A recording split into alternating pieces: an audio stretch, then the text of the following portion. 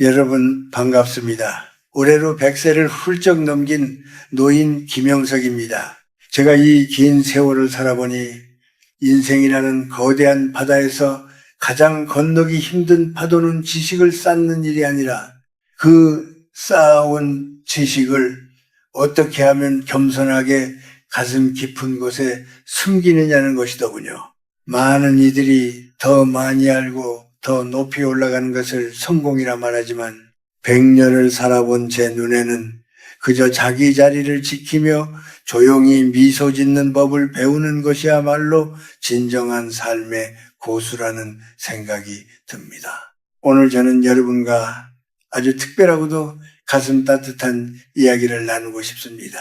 그것은 바로 우리 자손들 앞에서 현명하게 바보가 되는 법에 대한 이야기입니다.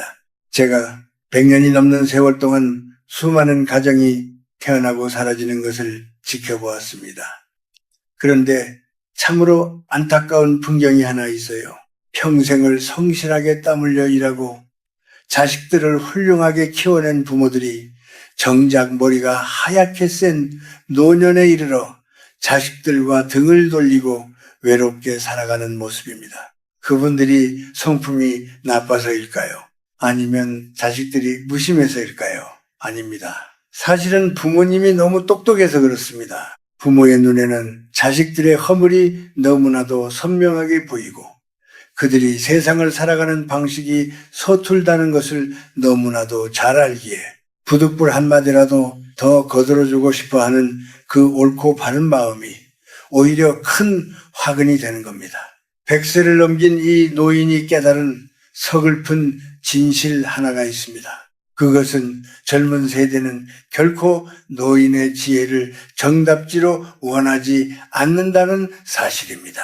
그들이 진정으로 갈구하는 것은 자신들의 선택이 비록 틀렸을지라도 묵묵히 지켜봐주는 따뜻한 시선이지 내 경험에 의하면 마리다로 시작되는 낡은 훈계가 아닙니다. 그래서 저는 감히 말합니다. 진정으로 지혜로운 노인은 자손들 앞에서 기꺼이 바보가 되기를 선택하는 사람이라고 말이죠. 만약 여러분이 50세를 넘어서도 여전히 자식들의 살림살이에 간섭하고 그들의 잘못을 바로잡아 주려 애를 쓰고 있다면 참으로 미안한 말씀이지만 당신의 노년은 결코 평안할 수 없을 것입니다. 내가 너를 어떻게 키웠는데 이 모양이냐 라는 말 한마디가 입 밖으로 나오는 순간 당신과 자식 사이에는 천리 길보다 더 먼 거대한 장벽이 세워집니다. 그것은 부모의 사랑이 아니라 집착이며 어른의 지혜가 아니라 그저 노역일 뿐입니다. 저는 제 자식들이나 손주들을 만날 때 종종 못 들은 척, 모르는 척을 하곤 합니다. 그들이 요즘 세상이 어떻게 돌아가는지 제게 열심히 설명하면 사실 저는 이미 신문이나 뉴스를 통해 다 알고 있는 내용일지라도 허허 웃으며 세상이 참 많이도 변했구나. 네 덕분에 내가 새로운 걸 배우는구나 라고 말해줍니다. 이것은 거짓말이 아닙니다. 이것은 그들의 길을 살려주고 그들이 한 가문의 주역으로서 제 역할을 다할 수 있도록 무대를 비워주는 아주 깊은 사랑의 연기입니다. 여러분 꼭 기억하십시오. 집안의 어른이 너무 영리하고 날카로우면 그 아래의 자손들은 숨을 제대로 쉴 수가 없습니다. 어른이 조금 부족해 보이고 어른이 조금 모르는 것 같아야 비로소 자식들이 그 틈으로 들어올 수 있는 여유가 생깁니다. 부모가 스스로 바보가 되어줄 때 비로소 자식은 효자가 될 기회를 얻는 법입니다. 제가 살아보니 인생의 후반전은 얼마나 많은 것을 아느냐가 아니라 얼마나 많은 것을 모르는 척 할 수 있느냐에 따라 그 사람의 품격이 결정되더군요. 당신이 알고 있는 그 수만 가지의 정답을 가슴속 깊은 우물에 조용히 묻어두십시오. 그리고 그저 허허로운 웃음으로 그들을 바라봐 주십시오. 그것이 바로 이 노인이 전하는 장수와 평온을 위한 첫 번째 비밀입니다. 자식들 앞에서 완벽한 부모가 되려 하지 마십시오. 대신 기꺼이 속아줄 줄 알고 기꺼이 져줄 줄 아는 현명한 바보가 되십시오. 그때 비로소 당신의 노년은 존경과 사랑으로 가득 채워질 것입니다. 우리는 흔히 부모의 도리가 자식의 앞길에 놓인 돌부리를 치워주는 것이라고 생각합니다.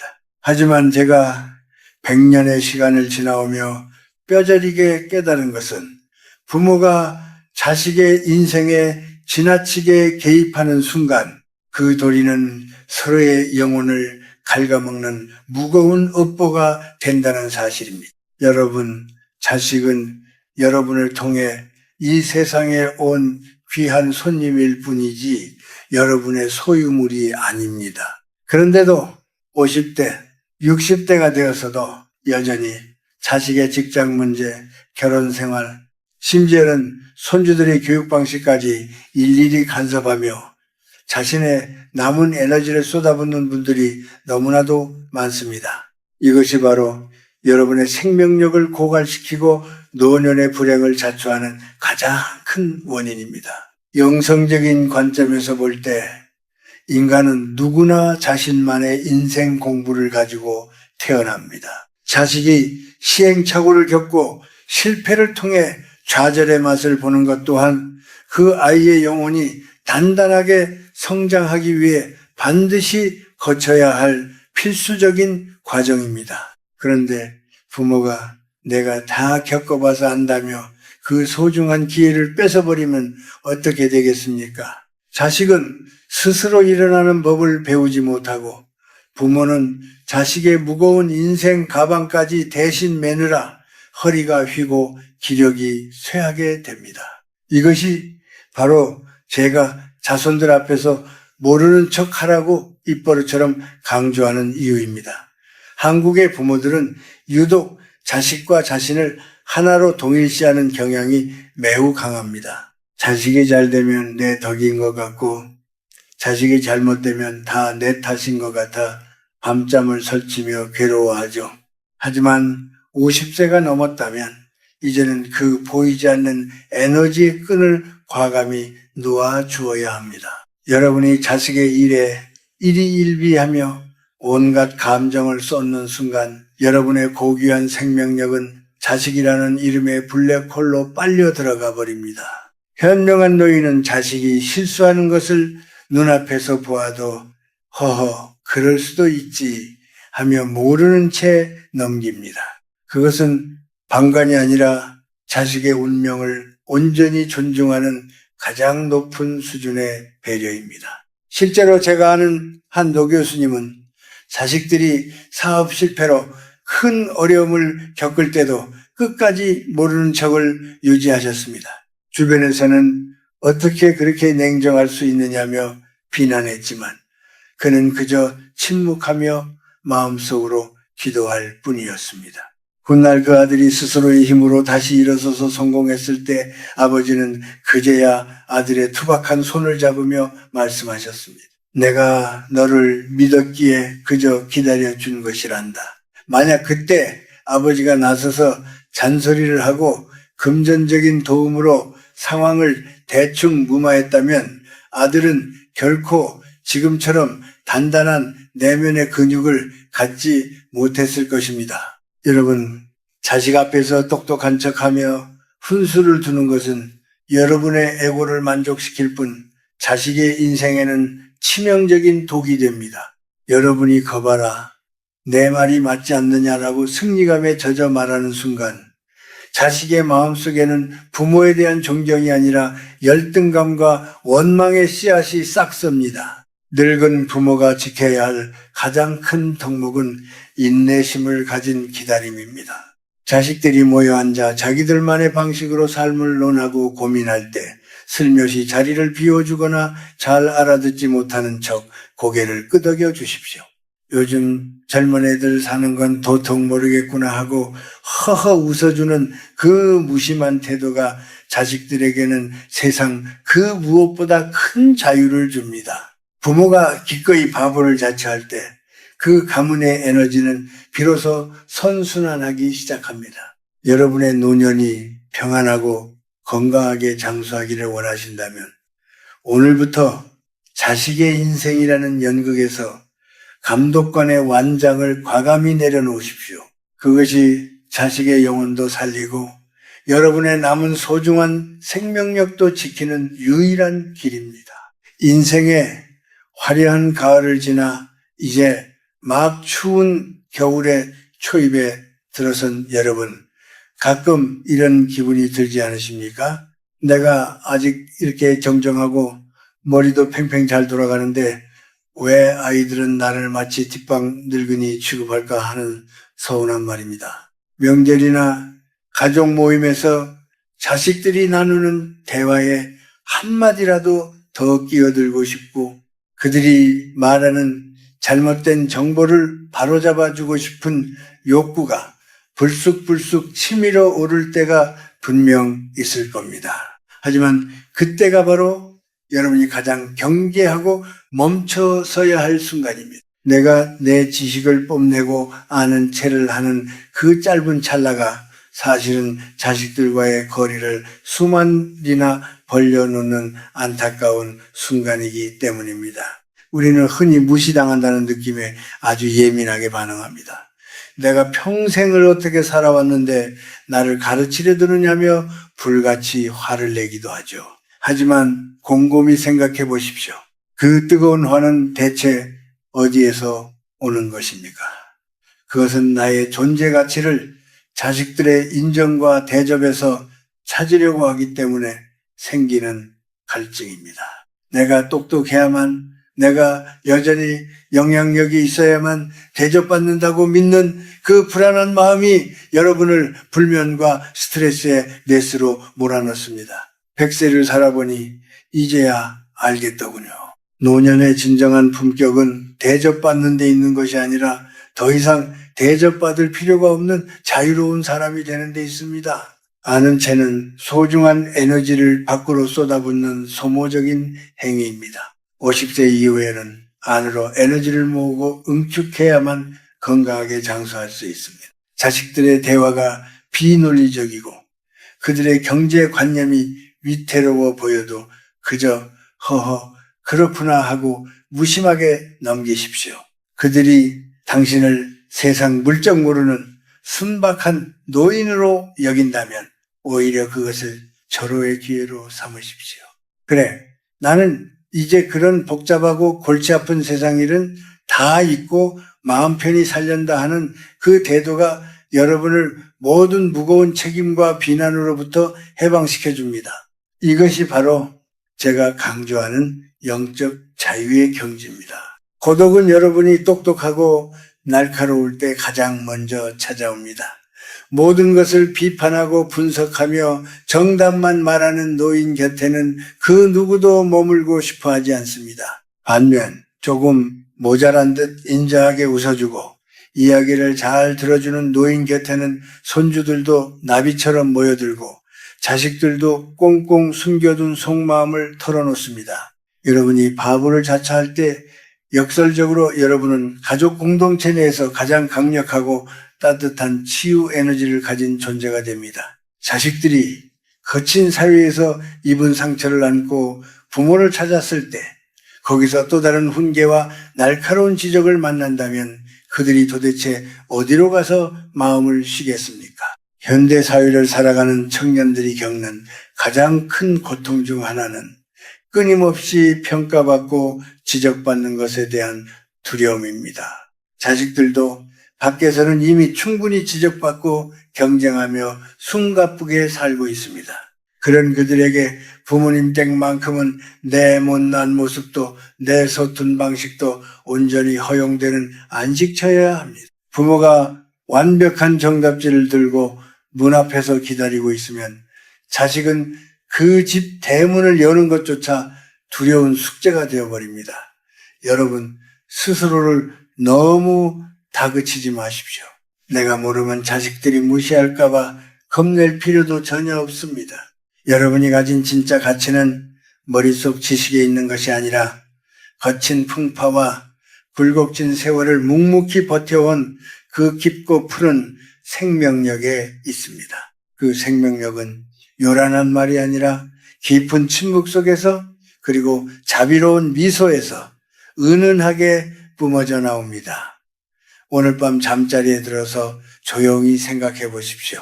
오늘 나는 자식 앞에서 얼마나 현명하게 바보가 되어 주었는가. 만약 당신이 오늘 자식의 실수를 보고도 그저 모른 척 눈 감아 주었다면 당신은 오늘 하루를 우주에서 가장 훌륭하게 보낸 것입니다. 그 너그러운 눈감이 당신의 혈압을 낮추고 당신의 지친 심장을 평온하게 하며 결국 당신을 세속의 번뇌를 넘어선 평안으로 인도할 것입니다. 지혜로운 자는 결코 머리로 이기려 하지 않고 오직 따뜻한 가슴으로 품어 안는 법입니다. 자, 이제 우리는 구체적으로 무엇을 내려놓고 무엇을 끝까지 지켜야 할지 실천적인 지혜를 모아야 할 때입니다. 인생의 후반전에서 가장 큰 장애물은 과거에 유능했던 나와 현재에 부족해 보이는 자식을 끊임없이 비교하는 마음입니다. 100년을 살아보니 노년의 건강과 장수는 입으로 들어가는 값비싼 보약보다 입 밖으로 나가지 않는 말의 절제에서 결정되더군요. 먼저 여러분의 언어 습관에서 반드시 도려내야 할 3가지 표현이 있습니다. 첫째는 내가 다 해봐서 아는 데입니다. 세상은 지금 빛의 속도로 변하고 있습니다. 여러분의 경험은 분명 귀중한 유산이지만 인공지능이 세상을 주도하는 지금의 자식들이 살아가는 세상에는 더 이상 유효하지 않은 낡은 공식일 수 있습니다. 둘째는 다 너희들 걱정돼서 하는 말인데입니다. 걱정은 사랑의 얼굴을 하고 있지만 정작 받는 사람에게는 갚을 길 없는 무거운 심리적 부채가 됩니다. 셋째는 나중에 후회하지 말고 내 말 들으라입니다. 인생에서의 후회. 또한 자식이 스스로 겪고 온몸으로 감당해야 할 그 아이만의 몫입니다. 이 독이 든 말들을 버리는 순간 여러분의 뇌는 불필요한 스트레스에서 해방되고 에너지는 비로소 여러분 자신의 생명력을 유지하는 데 온전히 쓰이게 됩니다.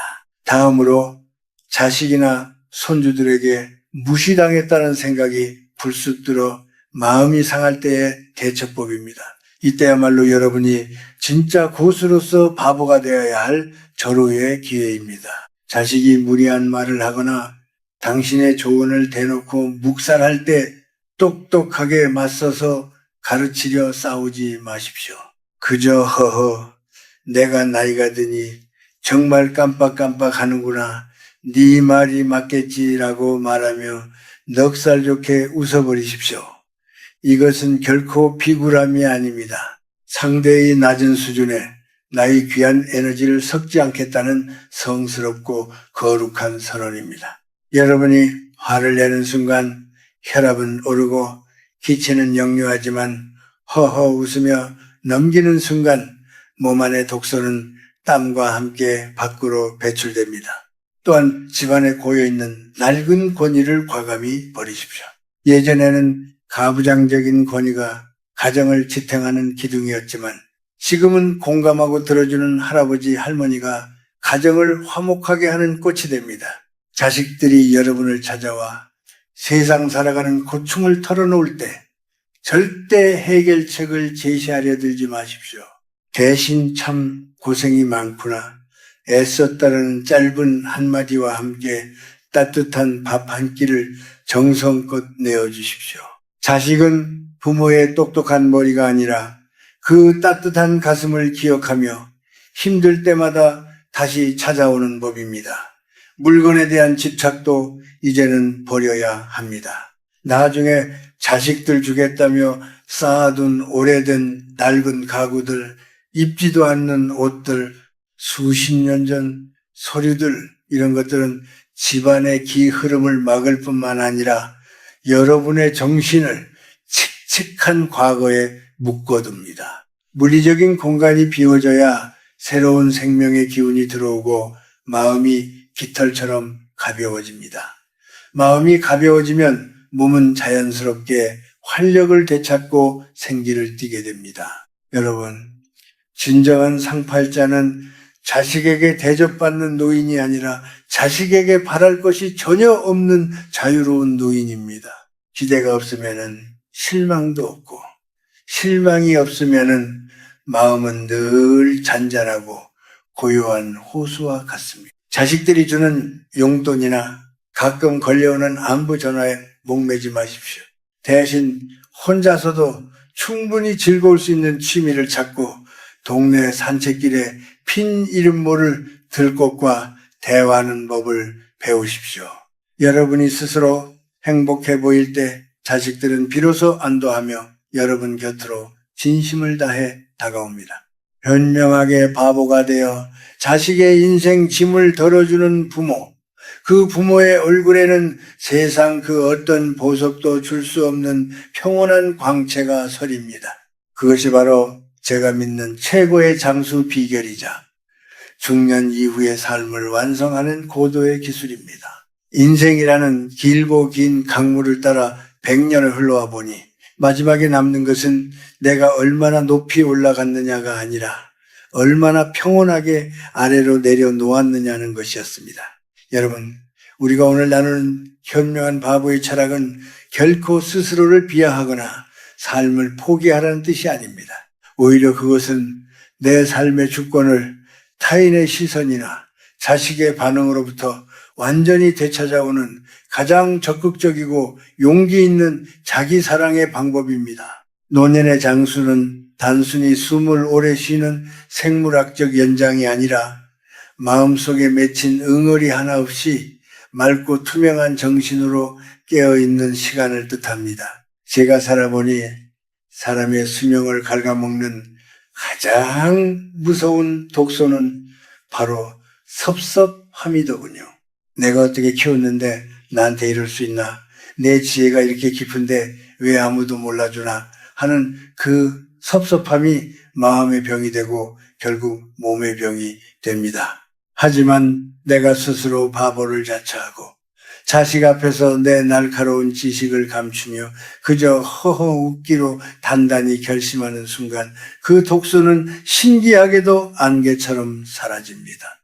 이제 여러분의 남은 소중한 인생은 자식의 성적표나 성공 여부에 따라 파도처럼 출렁거려서는 안 됩니다. 자식들이 여러분을 세상 물정 모르는 그저 인자하고 편안한 노인으로 기억하게 하십시오.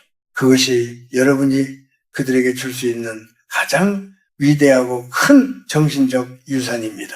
부모가 너무 똑똑하고 서슬퍼렇게 살아있으면 자식들은 부모를 존경하기보다 두려워하고 자꾸만 피하게 됩니다. 하지만 부모가 조금 모자란 듯 편안한 그늘이 되어주면 자식들은 삶이 고달프고 지칠 때마다 부모라는 따뜻한 나무 아래로 찾아와 마음을 쉬어갑니다. 누군가에게 영원한 쉼터가 되어주는 삶, 이보다 더 아름답고 보람찬 노년의 마무리가 어디 있겠습니까? 저는 매일 아침 거울을 보며 스스로에게 연습합니다. 김영석, 오늘도 아는 체 하지 말고 가르치려 하지 말고 그저 많이 웃어주자 하고 말입니다. 100살이 넘은 저조차도 매일 이렇게 다짐하고 수행해야만 마음의 평정을 겨우 유지할 수 있습니다. 여러분도 오늘 밤 잠자리에 들기 전 마음의 짐을 딱 하나만 내려놔 보십시오. 그래, 내 자식도 이제 제 인생을 스스로 책임지고 사는 어른이지. 내가 모르는 척 해주는 것이 저 아이를 돕는 가장 큰 길이다라고 마음을 굳게 먹어보십시오. 그 순간 가슴을 짓누르던 무거운 돌덩이가 굴러 떨어지는 해방감을 느끼실 겁니다. 인생의 마지막 문턱에서 우리가 가져갈 수 있는 것은 통장의 잔고도 화려했던 경력도 아닙니다. 오직 내가 이 세상에서 얼마나 많이 사랑했고 얼마나 부드럽게 세상을 대했느냐는 아름다운 기억뿐입니다. 자식들에게 똑똑했던 엄격한 부모보다는 나를 보고 늘 해맑게 웃어주던 따뜻한 부모로 기억되기를 진심으로 소망하십시오. 그 웃음 속에 장수의 비결이 있고 가문의 화목이 있으며 여러분 영혼의 구원이 있습니다.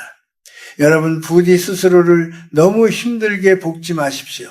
이미 충분히 잘 살아오셨고 충분히 고생하셨습니다. 이제는 모든 복잡한 인생 계산기를 내려놓고 그저 창가에 비치는 따스한 햇살과 뺨을 스치는 바람의 애무를 즐기며 현명한 밥으로 살아가십시오.